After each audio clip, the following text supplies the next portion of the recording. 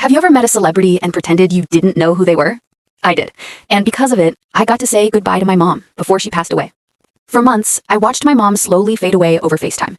She was battling stage 4 cancer, and I was thousands of miles away, barely making rent while working double shifts at a small restaurant. She wanted to pay for my plane ticket to visit her, but I refused. I knew every dollar she spent on me would mean one less treatment for her. I promised her I'd come soon. I told her I was saving up, but deep down, I knew it would take too long.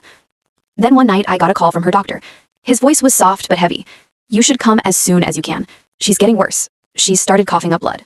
She never told me that part. She didn't want me to worry. That night, I sat on the floor of my tiny apartment, crying until sunrise, realizing I might never see her again. Still, the next morning, I dragged myself to work. Bills don't wait for grief. Halfway through my shift, the doorbell rang, and in walked Leonardo DiCaprio. I froze. It was right after Titanic had made him one of the biggest stars on the planet, but he was trying to blend in. Baseball cap, sunglasses, scruffy beard, the whole disguise. He wasn't movie star Leo in that moment. He was just a guy trying to eat lunch with, I think, his mom. Every cell in my body was screaming, "Oh my God, it's him!" But I kept it cool. I treated him like any other customer, took their order, brought the food, smiled, and walked away. Inside, though, I was losing it. When they finished their meal, I decided to do something small, just to let him know I appreciated his work. On the bottom of the receipt, I scribbled a note. "Your movies are awesome. Hope you like the food."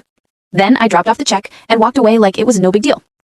A few minutes later, I saw him glance around the restaurant, searching for something, or someone.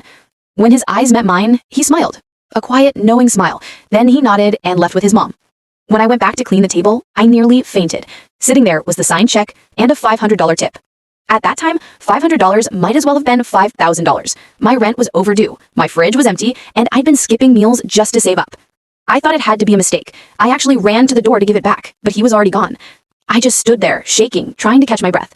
That single act of kindness changed everything. As soon as my shift ended, I booked the earliest flight I could find. I called my mom, crying, telling her, "I'm coming, Mom. I'm finally coming." When I arrived at the hospital, I sprinted through the halls to her room. She looked so small, so tired, but when she saw me, she smiled.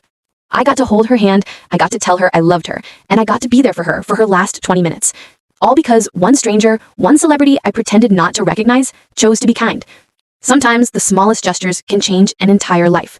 His generosity didn't just buy me a plane ticket, it bought me one final goodbye.